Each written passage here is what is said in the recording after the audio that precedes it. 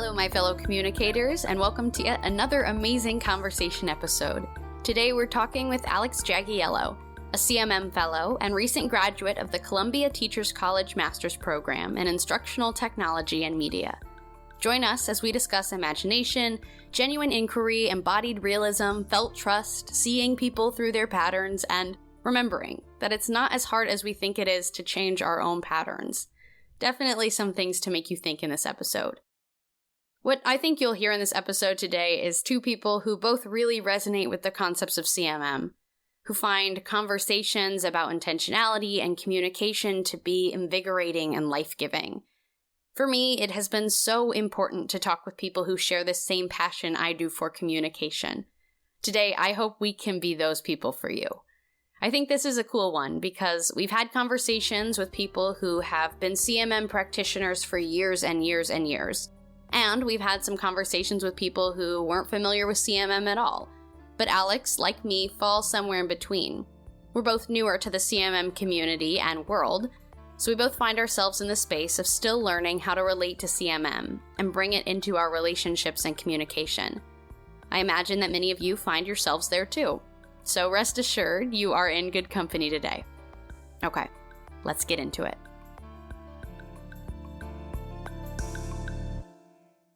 Hello, everyone. Welcome to Stories Lived, Stories Told. Today on the podcast, we have a very special guest, Alexandra Jagiello. Welcome. Thank you so much. Feels great to be here. Good. Well, in the spirit of CMM and giving people the space to tell their stories, I'd love it if you could share with us what is the story that you are currently telling about yourself. Well, interesting question. So I think the story that I'm currently telling myself is that I am a recent graduate of Teachers College. I just got my master's in Instructional Technology and Media. So essentially that's sort of like hybrid research study experience about technology, communication, society, media, and like how they all sort of come together. But blending all of those things, you definitely need to have good communication. And I believe that my experience at CMM really shaped created a nice foundation to see the world through. And it applies in my academic life, in my professional life, in my personal life. And I've just had some experiences or opportunities in the past few months to sort of take what I learned in CMM and integrate it into these different areas of my life. Aside from that, I really enjoy making art. We're, going to probably talk about imagination. So I think that imagination to me is like the opportunity for creation in general, and whether that is through art, through activism, through creating new communication patterns, just imagining something that doesn't necessarily exist right now in this situation, but could. That's really cool. I like that. I like the conversation that I've seen even before our conversation right now about, especially in circles of activism, where it all relates back to imagination, that every step in the right direction that's happened, every new idea that someone's had to make the world a better place has come from imagination because someone thought it up and had an original idea like that. Yeah. And when you think about that momentum, it's very similar to the flow of an actual conversation, because it's always constantly building on itself, and it doesn't really end if you are maintaining contact with someone. Yeah. Did you have interest in communication and even art as a form of communication from when you were little, or is that a more recent development for you? I would say that's a more recent development. I lived in China for about a year. I came back. I came back to help take care of someone that was really important to me, who had he was diagnosed with stage 3 cancer, and it just wasn't looking good. So I eventually came back. I helped care for this person. And then eventually he passed away, and art became my outlet to process all of this.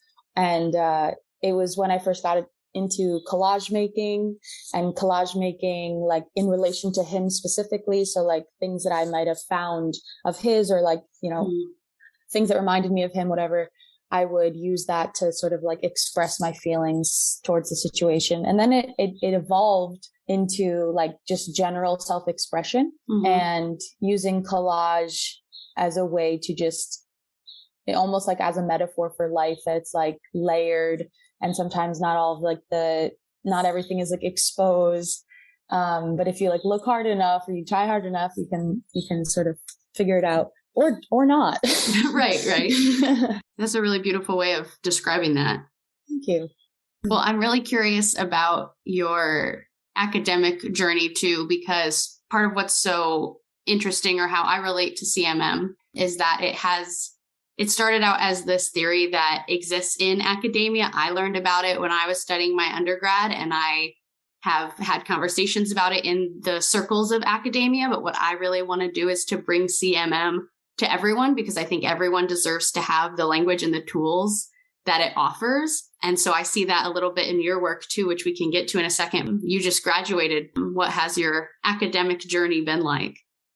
It's been good. It's been a good experience. I started 2 years ago, and so we were online for the, first year or so. But the actual experience of being in an environment that is conducive to like critical thinking and exploring new topics, and like kind of the relationship between cognition and technology, and now integrating CMM into that, I think it's provided me with like a well-rounded perspective. But I would say that my experience and my education has led me to a point to think that although we are spending although tech integration in education is, a huge area, and it's like ever expanding every day, I guess my focus is more in like the human development and social psychology, social constructivism. And I was able to kind of come to that realization by learning about how we can integrate technology into learning environments, and how technology can become, or is an effective tool for learning. And my interest sort of like split. And I was like, actually communication and how we communicate in social environments, and, what that can do for people. And then maybe applying that into like a work environment, like using my knowledge of these things to then be like, okay, we can improve communication on your team. Actually, I was listening to or watching a YouTube video yesterday about Barnett Pierce doing an interview, and he talked about the Public Conversations Project. And that actually seems, I looked into it, and it's under a different name now. I think it's called Alliance Group, but they did specifically this. They were basically conducting what he referred to as learnable, teachable, contagious communication patterns. And they would have conversations with people who are like on vastly different sides of the spectrum, like on ideas, like let's say, for example, like gun rights or gun control and abortion and these types of things. And they would essentially bring those people together to have conversations. And that was like super inspiring to me, because I was like, oh, wow, that's very much something I'm interested in, but maybe not so much like different sides of the spectrum. It's more like, how can we find the commonalities among our differences in everyday life? Right. Not just on those huge political polarizing issues, but just in every area of our life. That's really interesting. Is what made you want to pursue your master's in the first place? Was it that desire just to be in a space where you can engage in critical thinking? Well, when I lived in China, I started teaching there. I was teaching English at a primary school environment, and they had a lot of tech integration in their classroom. They used gamification. So I was able to see the ways in which like these little nuances in learning can really engage students, specifically children in these types of environments. And so while I was there, I was like, I would like to learn more about education specifically, and technology education, and maybe leadership. So I enrolled in a certificate program at Johns Hopkins. It was leadership and education technology. It was sort of just like very introductory stuff. Then eventually when I moved back home to the US, I essentially was provided with a pretty amazing opportunity to have like my master's degree education funded. And so it was up to me to find the right program for me. And I felt like so compelled to keep learning about the ways in which technology and communication overlap, because through those 9 months when I was in China, I was like communicating back and forth with people. We were using, like, that was like my main way of staying in touch with people. And then also I got to see technology integrated into education. And that was sort of my other interest area. And so I was able to really just blend the two through this program at TC. I'm experiencing something similar right now. I'm in Spain right now, and I will be traveling for the next couple months. And I am generally someone that has kind of a negative outlook on technology and the ways that it's affected society, just the pull that like social media has on people and advertising and how it's kind of consumed everything and seems to be out of control. Even though I can see the positive elements in it, I'm also very aware of the negative. And so in my day-to-day life before I came to Spain, it is not something I would really rely on, especially to maintain my relationships. But now I have to rely on it. I have to use texting and calling and FaceTiming. And it's just different way to engage in relationship maintenance. And so I'm coming to appreciate it for that. But I'm just curious about your perspective of seeing it in a positive light in especially the education setting. I think that used effectively, it has a lot of potential, but something that I've noticed is that there's a lot of like software programs that are coming out and they're like, do your class online with our program. But that's effective. You can like keep track of students' grades and all of these other like statistics and communication methods with like parents and stuff like that. But I don't know if it is that much better, frankly. I think that the really important aspect of education is to ensure that like the students are developing and that their like identity is being fostered and like their suitcase of potential is being unpacked. And like, I don't necessarily think that you need technology to do that. But aside from that, like learning through Zoom has been a really good experience, because otherwise I probably would have had to defer. I had the option to, right, to like defer for a year while education was happening only via Zoom and on other like online platforms, but I didn't. And I had the opportunity to engage, and we're having this conversation, right? We have the opportunity to communicate when you're in Spain and I'm in New York. And that's a really beautiful thing. I just don't want it to move too far into that direction where like we have less and less like human interaction and everything sort of moves into the internet space. Right. Because it's the whole thing of, we're more connected than ever, but people feel so isolated and disconnected and lonely. But yeah, I think being able to do something like this is an undoubtedly positive thing. But I do see communication being important in that conversation, obviously, of just like what's the point where it starts taking away rather than adding value to, or rather than being effective. What was the name of the degree you just got in your master's program? Instructional Technology and Media. Okay. And you were at the Teachers College in Columbia? Yeah, I was at Teachers College. Yeah. So I know that your project that you did for the CMM Institute is about bringing communication and a lot of your different ideas that we'll get into later into like the workplace. Is that the direction that you're wanting to go in, or are you wanting to teach? I think, that's sort of the crossroads I'm at right now, is thinking about wanting to go into workplace environments and improving communication. But then also like, I really enjoy facilitating and I enjoy adding, like contributing to conversations in classrooms and in learning environments. But I am optimistic that maybe the two can blend together somehow. Absolutely. That's my hope. But I'm taking a little break from the job search right now. That seems fair. Yeah. I'm working on a couple of projects. I'm working on like 2 contract projects, one with CUNY at York College, this project called Gen Cyber. We're creating a curriculum to essentially update teachers' understanding of New York State standards on cybersecurity, computer science, and digital literacy. So between the grades like 4th through 12th, there's going to be this new curriculum that's sort of like implemented. And so I've been helping on that project. And then another one is through RESI, which is Reimagining Education Summer Institute, and that's at Teachers College. And that institute hosts a 1-week summer camp for educators on creating equitable, the goal is to create like racially equitable education. And that starts in the classroom. Mm-hmm. And so we've been working on, I've been like in the training to facilitate one of like the small group dialogue sessions. There's probably about 20 of them.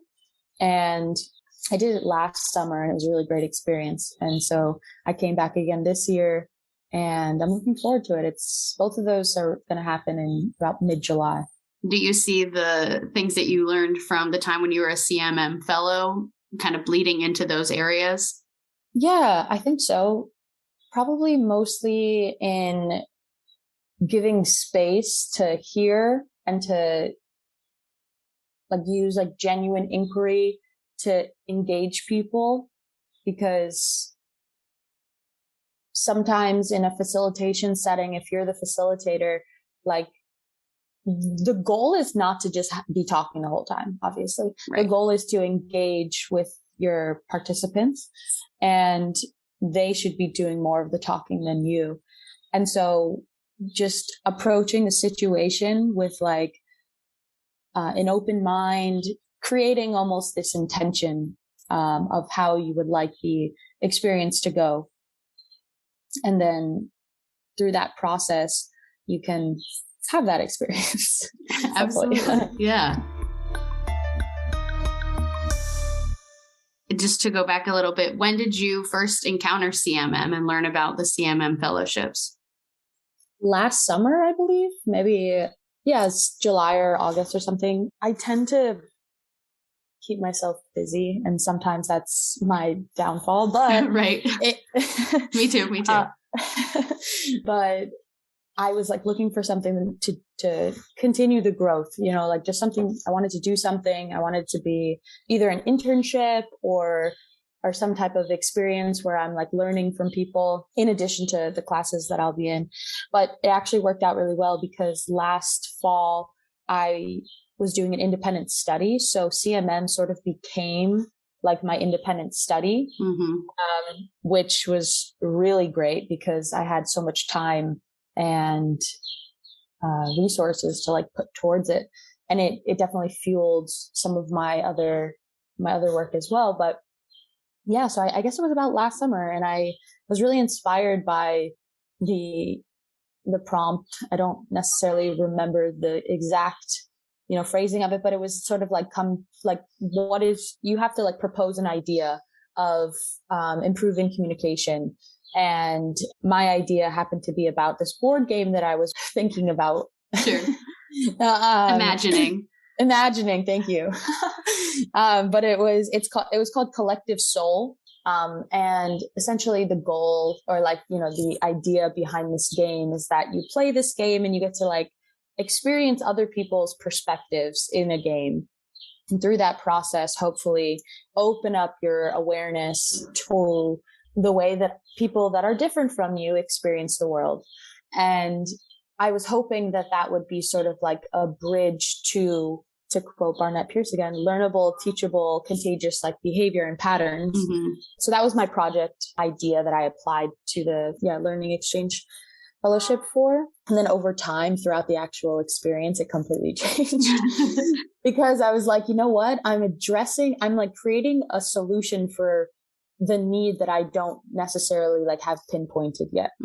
Right. Through the process, and like, that's kind of where instructional design comes into play also, because in instructional design, you don't create the solution before you understand like the need. Of course. Right. Right. So I think with CMM, I was able to like look at my own life and see, okay, what are the needs that I see in my own life? Like, one of them happened to just be like workplace communication. It was just could use improvement. So that's sort of where my interest arose. Yeah. When I first learned about it as a theory was in conversations with the advisors and while reading Making Social Worlds, like collectively, and we would read some chapters and then talk about it. And I just remember feeling so like energized after these conversations. And I was like, I need to be in these meetings. Like, this is like fueling my soul here. And it was just like such an inclusive space, where everyone can just like, it's so experimental in a way. Also, it's like, you just like say what's on your mind. And then that's that's great, right? Like, everyone is just sharing their thoughts.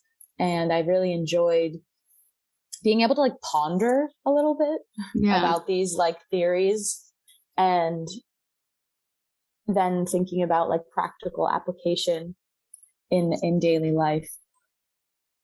Yeah. So what I assume emerged from your project, I don't know if these ideas came from other places for you, but you talked about the ideas of imagination, genuine inquiry, and embodied realism. Can you explain what those are and how you kind of came to understand those ideas?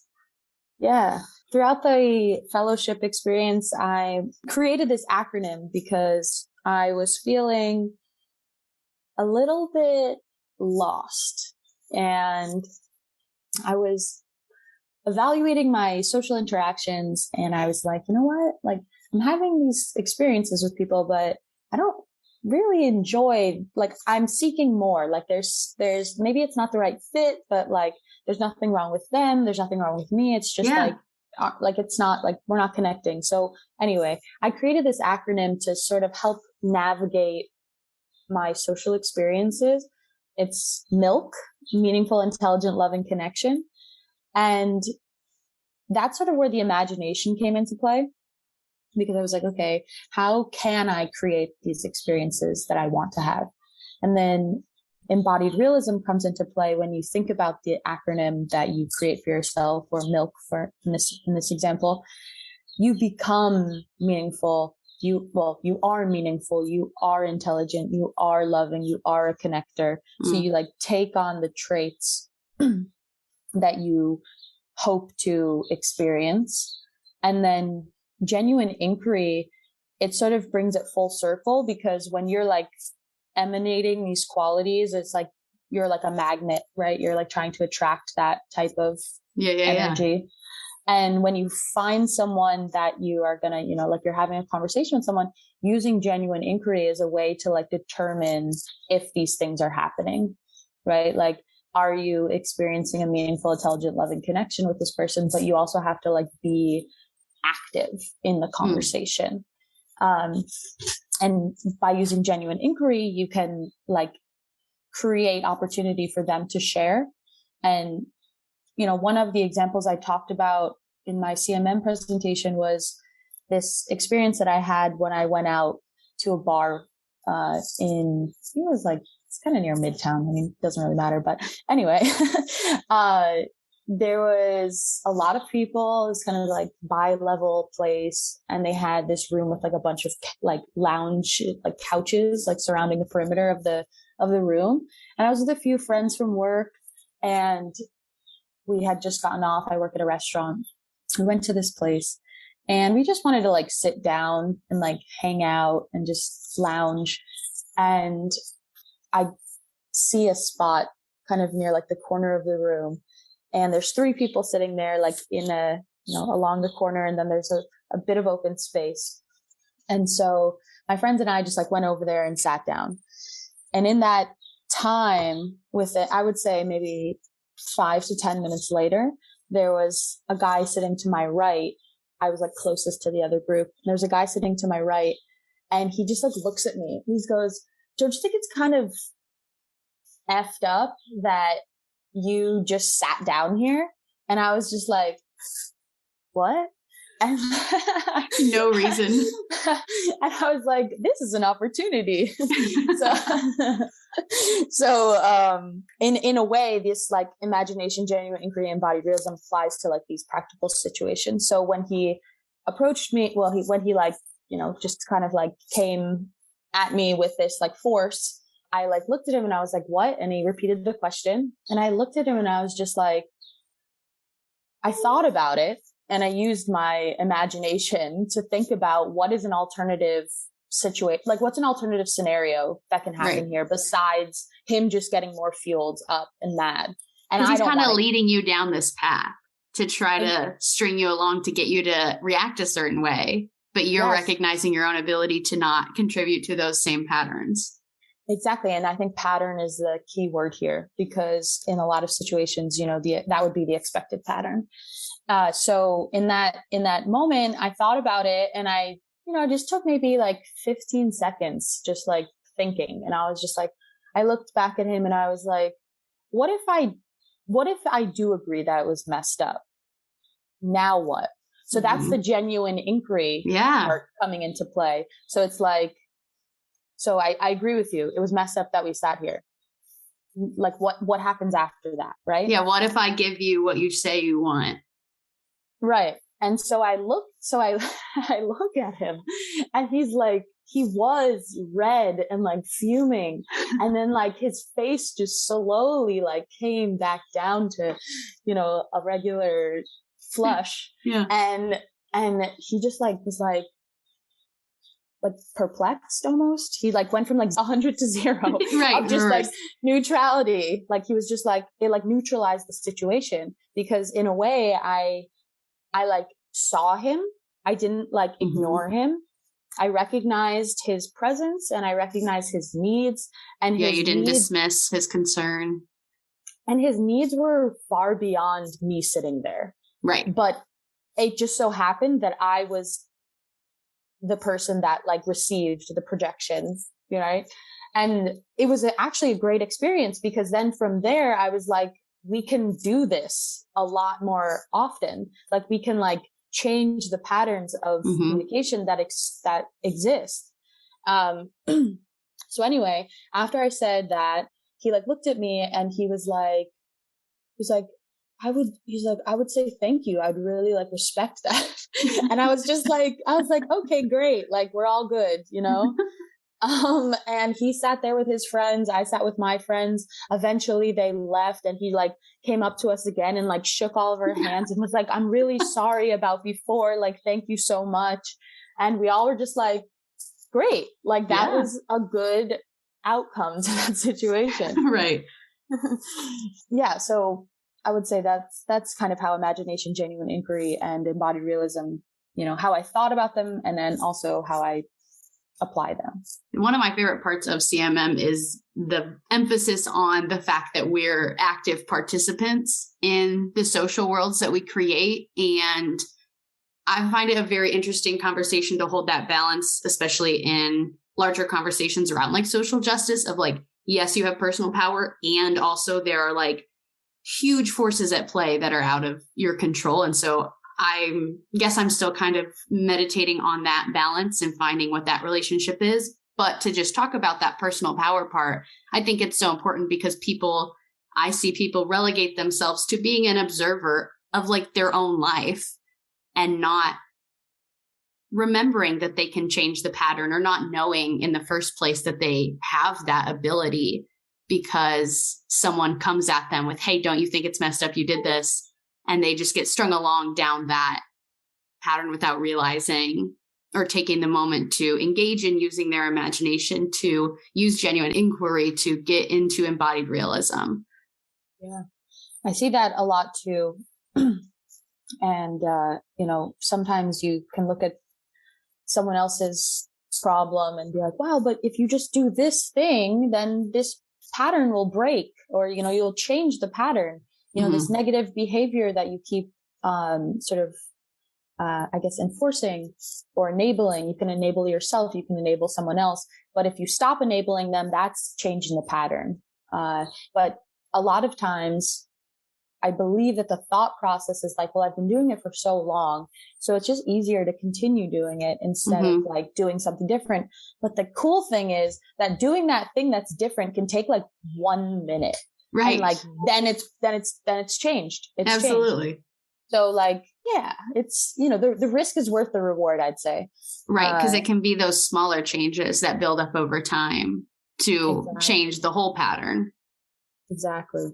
It's also that individual's responsibility to change the behavior. Like, you know, it's almost, if we're thinking about it from like a collective perspective, we all have our roles almost. And that's why I think education is so important too, because education is the experience, the opportunity for people to like embody their potential and like find their path almost like in society.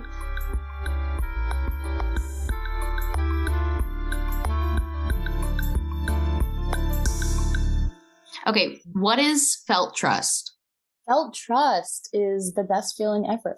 Felt trust is when there's a feeling associated with knowing that you're autonomous. It's a reciprocal relationship between you and someone else, that you trust them and they trust you, and you feel that, and you can actually like perform better. So I'm thinking about felt trust in like a work environment specifically. And there's research on felt trust and how when employees feel felt trust from their supervisors, they actually like have increased performance, the increased motivation, autonomy, and then like retention as well. So felt trust is, I guess, just, well, it starts with the ability to communicate with each other and to articulate like positive reinforcement and acknowledgement and vulnerability. And kind of, I mean, as a supervisor, you sort of have to create that space. You have to lead by example. You should be able to do all of those things in order to create that experience for your employee to also be able to share. What I appreciate about CMM is that it seems to have value in like my own personal life and experiences, but then also in like a professional setting, where all these different kind of power dynamics are at play. And based on what you're saying, it seems like you maybe see that too. Yeah, absolutely. Maybe felt trust in a personal situation it's different. It's like a different set of criteria to feel. But I think that's where meaningful, intelligent, loving connection comes in. Right. And I realized recently development in meaningful, intelligent, loving connection. My intention was like, I want to have these types of experiences, meaningful, intelligent, loving connection. And then once I have them, I get to like, essentially it's like a barometer. It's like a, rubric. Like, can I experience all four? Amazing. If not, like a few of them is good. And then I realized afterwards, like months later, I had this really meaningful, intelligent, loving conversation. And it was so sad. Like it was a very sad, it allowed me to like release a lot of stuff that I've been like, harboring. And I was like, oh, wow, meaningful, intelligent, loving connection. Like it's not always like a happy experience, but that's why it's meaningful. And, that it goes deep, it goes beneath the surface, and beneath the surface, there's some like things there that people need to be able to talk about, even if they aren't happy. So I think if that experience happens, like that's also an example of felt trust. Yeah. I think that's an incredible way to frame things, because something I think about in my own life is even on a very, very simple scale. If someone's like, oh, how are you? And I'm like, I'm good. I really try not to use good because it's such a vague word. And so I want to use words like meaningful, because maybe I did have a really hard conversation that was really emotional and really exhausting almost even. And it made me have to think about things in a new way. And so I might not say, oh, that was a really good conversation, but maybe it was really meaningful. And so it has value in these more nuanced ways. And I think that is helpful for giving people that kind of language to say, okay, what you want is actually not a quote unquote good conversation. So come up with your own acronym like MILK. What are you looking for in conversations? Because then it gives people the ability to, imagine, say, this is what I want, and then go towards it, because it's hard. I feel like it's hard to embody, good, because what is that? Right. And I think this goes back to what we were talking about earlier about the patterns that we can create for ourselves in like little moments, which is creating your own acronym, right? Like setting the intention of the types of social experiences that you want, or the type of life that you want. And I actually did this activity with my friends at another bar. And, it was good because we all had different like different acronyms, and everyone has like a different interest area or, strength that they would like, improve upon. And I realized also, like, after implementing this in practice in my own life, I can be in social situations and like have a lot less anxiety about being in a social situation that maybe I'm with people I'm not familiar with, because I can just like sit back and like be assured that it's not personal. If someone's not talking to me, it's not because like I did something wrong. It's right. Like everyone's going through the same thing. Like we're all like doing the best we can with the resources that we have. And if you're not the most like outgoing person, like that's cool. Just like you're better with like one-on-one. Me too. Yes. So like I prefer to like sit and like talk to one person, like 2 people max. More than that. Right. Me too. Like, more than that, I'm just going to sit here and listen, because I'm not always the one to like initiate conversations in the groups, but that was something that I realized and like I'm okay with, and I know where my comfort zone is in that regard, but I still like push myself and challenge my own comfort zone. But it's comfortable to be able to like think about these types of interactions that you want and then act accordingly. Yeah. Based on your project and everything that we've talked about so far, I see a big passion around the creation of community and maybe bringing people together that have different opinions or different experiences. What role do you see the principles of CMM having in that?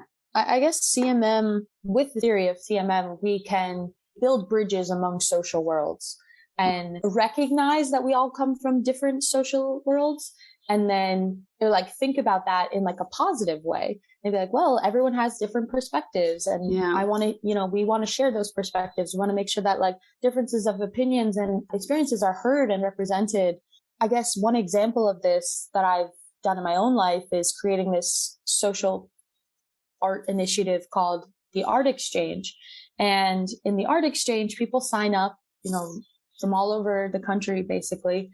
And they give me a little blurb about themselves, a summary, and their interests, what kind of art they make, who are they, like what type of, connection do they want to have, whether like, a digital exchange or like a mailed like art piece. But anyway, the point is that these people get to work on their skills and then also like share something about themselves. And I connect them with another person, and that becomes their art pen pal. And so for a month, each person like works on a project that's either like an introduction of themselves, or it's like something that they've read about their partner having an interest in, and like creating something for them specifically. And they have the option, a lot of people make stuff based on the other person's interests, which I find very cool. But either way, I'm more of the person's like, this is me, like, here's an introduction of me.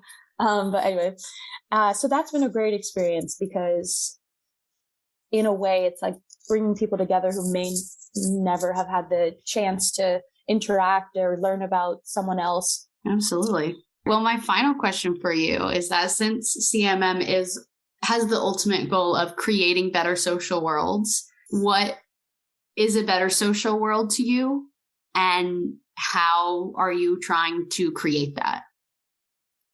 A better social world is a world where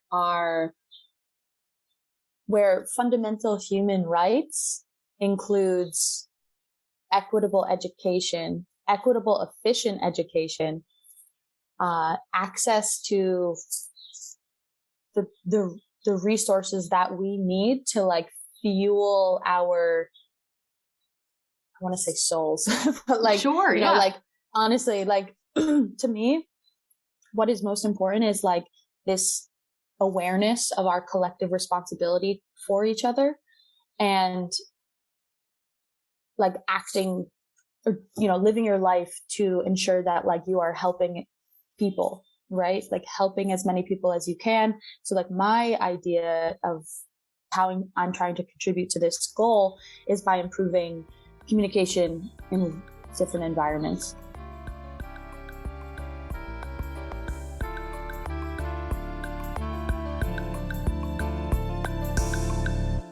Wow, I loved that conversation, and I really hope you found some meaning in it as well. I think this conversation has left us with a lot to think about, so today, our next right turn is going to be thinking.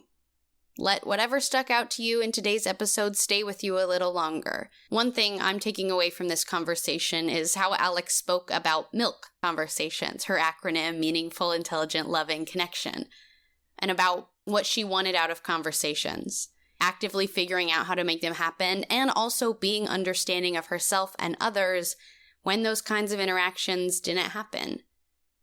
For me, milk really aligns with the kinds of interactions I want to have, but I wonder what your acronym would be. Spend some time thinking about it. What do you want out of your interactions and relationships? What are you doing to make that happen? I felt that Alex did a really good job of being able to articulate this idea that we're starting to explore in this podcast, which is taking all of this newfound knowledge and actually letting it transform our actions, or what Alex described as moving from imagination to embodiment. So it's good to remember we're all on this journey of moving from imagination to embodiment. We are all always on that journey. As always, I'm Abbie, and this has been Stories Lived, Stories Told. I'll see you next week.